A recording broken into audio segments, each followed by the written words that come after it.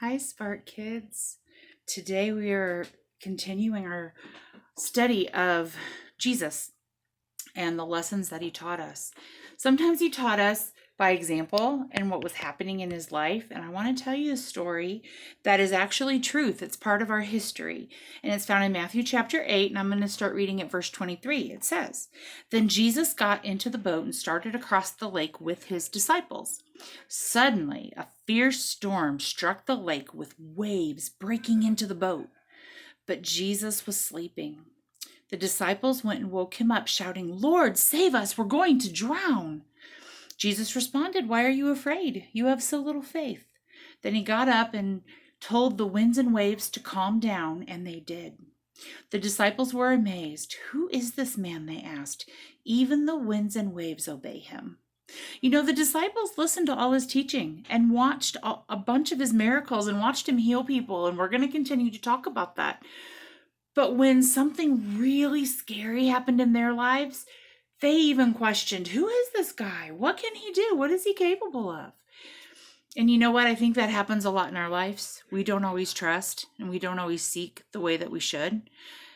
The Lord is always going to do what is best for us, and he's always going to help us, especially in times of trouble. So the fact that he was sleeping while this storm was happening should tell us something. It should tell us that even when we think things are at their worst, they really aren't. Because if we are believers, if we let Jesus be the Lord in our lives and over our lives, he is always going to help make things work out to the best of his plans. So he's just reminding them, just have faith in me.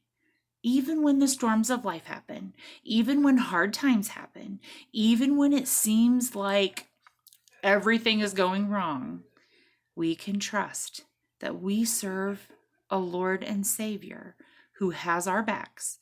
And even when we don't understand why things are so scary or things don't make sense, he truly does. And he will always help us work out the scary times. We just need to have faith. So next time you're scared, next time something just doesn't seem to make sense or you don't know how it's going to end, you just need to say, Lord, I trust you. I have faith, and we're going to get through this together.